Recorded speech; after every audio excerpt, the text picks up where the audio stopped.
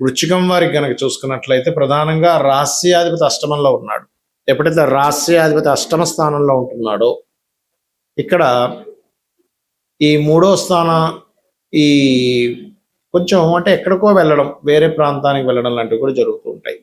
చతుర్థ రాహు, పంచమంలో శని, అష్టమంలో కుజుడు, భాగ్యస్థానంలో రవి గురువులు, దశమంలో కేతు, ఏకాదశంలోకి శుక్రుడు వస్తున్నాడు. అయితే ఈ యొక్క గ్రహస్థితి వల్ల మీకు కలిగే ఫలితాలు ఏమిటి, ఏ దేవతారాధన చేయాలి, ఎటువంటి విషయాల పట్ల మీరు జాగ్రత్తగా ఉండాలి అనేటువంటి అంశాలు చెప్తుంది నేనైనప్పటికీ చెప్పిస్తుంది సాక్షాత్ లలిత అమ్మవారిగా భావిస్తూ ఆ లలితాంబిక అమ్మవారి యొక్క అనుగ్రహం పరిపూర్ణంగా కలగాలని మనస్ఫూర్తి కోరుకుంటూ ఇక్కడ గమనించినట్లయితే ఇక్కడ ఈ వృశ్చికంకి అధిపతి కుజుడయ్యాడు కాబట్టి అష్టమంలో ఉన్నాడు కాబట్టి ప్లేస్ చేంజ్ ఇస్తాడు ఖచ్చితంగా. కాకపోతే వాహనం మీద వెళ్ళేటప్పుడు శత్రుక్షేత్రంలో ఉన్నందుకు జాగ్రత్తగా ఉండండి, అనవసరమైనటువంటి ఘర్షణలు వస్తూ ఉంటాయి. అయితే ఇక్కడ సప్తమ వ్యయాధిపతి అయిన శుక్రుడు నీచ పొందుతున్నాడు కాబట్టి ఎట్టి పరిస్థితుల్లో మీరు వివాహ సంబంధించినటువంటి విషయంలో జాగ్రత్తగా ఉండాలి. వివాహ నిర్ణయాలకు సంబంధించినటువంటి అంశాల్లో చాలా చాలా కేర్గా ఉండాలి, గుర్తుపెట్టుకోండి. అలాగే మరొక విషయం ఏంటంటే ఇక్కడ గమనించినట్లయితే ఇక్కడ వివాహ నిర్ణయాల విషయాల్లోని మరియు అదేవిధంగా ఈ పార్ట్నర్షిప్ సంబంధించిన విషయాల్లోని వివాహ జీవితం విషయంలోని ఖచ్చితంగా జాగ్రత్త వహించాలి. విదేశాల్లో అక్కడ ఉంటూ అక్కడ ఏదైనా ఎడ్యుకేషన్ చేయడానికి లేకపోతే అక్కడ మీరు పర్టికులర్గా ఏదైనా గృహం కట్టుకోవడానికి గ్రీన్ కార్డ్ హోల్డర్స్ అవ్వడానికి అయితే అనుకూలంగా ఉంది. కాకపోతే మీ యొక్క సంతానాన్ని కూడా విదేశాలకు పంపించే ప్రయత్నం సఫలీకృతం అవుతుంది, అందులో ఎటువంటి సందేహం లేదు. ఉన్నత విద్యల కోసం చేసే ప్రయత్నం ఖచ్చితంగా ఫలిస్తుంది. ఉద్యోగంలో మార్పులు చూపిస్తున్నాయి కాబట్టి ఓం మాణిక్య ముకుటాకార జానుద్వై విరాజితాయ నమః చేసుకోండి. వివాహ జీవితంలో ఎందుకంటే సప్తమ వ్యయాధిపతి అయినటువంటి శుక్రుడు నీచపడుతున్నాడు కాబట్టి వివాహ జీవితం విషయంలో బాగుండాలి అంటే కనుక మీరు చేయవలసింది ఏమిటి అంటే ఓం కామేశబద్ధ మాంగళ్య సూత్ర శోభిత కందరాయే నమః అనే మంత్రం చేయండి, అన్ని విధాలు బాగుంటుంది. ఇక్కడ ఏంటంటే మనకి గ్రహం ప్రతి నెల ఏదో ఒక గ్రహం మారుతూనే ఉంటుంది. కొన్నిసార్లు ప్రతి 14, 15, 16 ఈ తారీఖుల్లో రవి మారుతూ ఉంటాడు. దాంతోపాటు శుక్రబుధులు కూడా ముందు వెనక్గా మారుతూ ఉంటారు. శని అయితే 2.5 సంవత్సరాలకి, గురువు అయితే సంవత్సరానికి ఒకసారి, ఇప్పుడు అతిచారంలో ఉంది కాబట్టి ఎవరి 4 నెలలకు ఒకసారి మారిపోతూ వచ్చింది. అదేవిధంగా రాహుకేతులు సంవత్సరంన్నరకి మారుతూ ఉంటారు. చంద్రుడైతే 2.5 రోజులు. ఇక్కడ నేను మీకు ఒక విషయం చెప్తాను. ఎప్పుడూ కూడా మనకు లైఫ్లో చేంజింగ్స్ అనేవి ఎప్పుడు జరుగుతాయి, అది ఉద్యోగంలో కావచ్చు, మన ఆలోచన విధానంలో కావచ్చు, ఆవేశపూరితంగా చేసే విషయాల్లో కావచ్చు, కొన్ని చేంజింగ్స్ అనేవి ఉంటాయి. అవి ఎప్పుడు జరుగుతాయంటే ఒక గ్రహం మారినప్పుడు జరుగుతూ ఉంటాయి. దీంట్లో ఒక్కొక్క గ్రహం మారినప్పుడు కొన్ని విషయాల పట్ల మీరు కాన్సన్ట్రేషన్ చేయాలి. అదేంటో చెప్తాను ఈరోజు నేను మీకు. శని మారుతున్నాడు అంటే మీరు పర్టికులర్గా వృత్తికారకుడు కాబట్టి మీ లైఫ్లో చాలా major incident, major related issues మారుతాయి, గుర్తుపెట్టుకోండి. అది ముఖ్యంగా వర్క్ రిలేటెడ్ ఉంటుంది. జూపిటర్ ఎప్పుడైనా రాశి మారాడు అంటే అది జీవుల మీద పడుతూ ఉంటుంది. ఎలాంటి జీవుల మీద? విశ్వంలో ఉండేటువంటి మొత్తం జీవుల మీద పడుతూ ఉంటుంది, గుర్తుపెట్టుకోండి.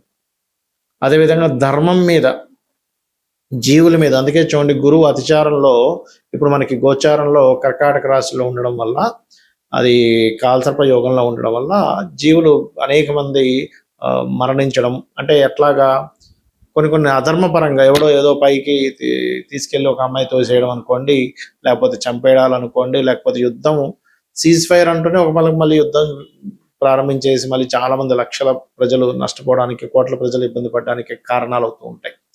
జూపిటర్ ఇండివిజువల్ హౌస్లో మీకు ఒక ఫ్రూట్ఫుల్నెస్ని ఇస్తుంది, లగ్నం నుంచి భావంలో ఏ భావంలో మారింది దాన్ని బట్టి. అంటే ఒక విషయంలో చెప్పాలంటే గురువు కనుక బాగుంటే ఫ్రూట్ఫుల్ ఫలితాలు కూడా ఇస్తాడు అక్కడ. ఇక కుజుడు ఎప్పుడైనా మారాడు అంటే గుర్తుపెట్టుకోండి, అది కమ్యూనికేషన్స్ మీద, భూముల మీద ఎఫెక్ట్ చూపిస్తూ ఉంటుంది. భూములకు సంబంధించిన విషయంలో బాగా పెరగాల, తరగాల ఏమిటనే విషయం చూపిస్తూ ఉంటుంది. అదేవిధంగా ఉదాహరణకి రవి మారాడు అనుకోండి, మీ కీర్తి ప్రతిష్టలు, ప్రమోషన్ వస్తుందా లేదా, లేకపోతే సంతానం కలుగుతారా లేదా, ఇలాంటి విషయాలను అది మూమెంట్ చేస్తూ ఉంటుంది. చంద్రుడైతే ప్రతి 2.5 రోజులు మారుతూ ఉంటాడు, అది పెద్ద విషయం కాదు. అది మనస్తత్వం మీద, మీ లగ్నాన్ని బట్టి ఉంటుంది. ఇక శుక్రుడు బుధుడు కనుక చూసుకుంటే, శుక్రుడు మీ ధన వ్యవహారాలు లేదా ఇంట్లో ఉండేటువంటి స్త్రీల విషయంలోని, అలాగే మీరు మీ లగ్జరీ రిలేటెడ్ వాహనం కొనుక్కోవడం, గృహం కొనుక్కునే విషయాలకి అది పాజిటివ్గా ఉంటుందా నెగిటివ్గా ఉంటుందని అర్థం చేసుకోవాలి. బుధుడు మీ విద్యా సంబంధించిన మీరు తీసుకునే డెసిషన్స్ మీద, అదేవిధంగా మీ ఐడియాలజీ మీద, దీని ప్రభావం చూపిస్తూ ఉంటుంది. రాహుకేతువులు మాత్రం పర్టికులర్గా రాహు మీకు ఒక ఆశ పుడుతుంది, కానీ అది ఖచ్చితంగా నెరవేరుతుంది, లేకపోతే ఆశ వల్ల మీరు మోసపోతారా అని చెప్తుంది. కేతువు కొన్నిటిని కట్ చేసుకుంటూ ముందుకు వెళ్ళిపోవాలని, కొన్ని విషయాలకి కొన్ని కట్ అయిపోతుంటాయి మన లైఫ్లో. అంటే కొన్ని బంధాలు కట్ అవ్వచ్చు, కొంత ఆఫీస్ నుంచి ఇంకో ఆఫీస్ మారచ్చు, లేనట్లయితే కొన్ని వ్యసనాలు వదిలేయచ్చు, లేదా కొన్ని వ్యసనాలకి కనెక్ట్ అయిపోవచ్చు, మనిషి చెప్పలేము, అలా ఉంటూ ఉంటుంది. బట్ ఏదైనా సరే డిటాచ్మెంట్ కేతు ఇస్తూ ఉంటాడు.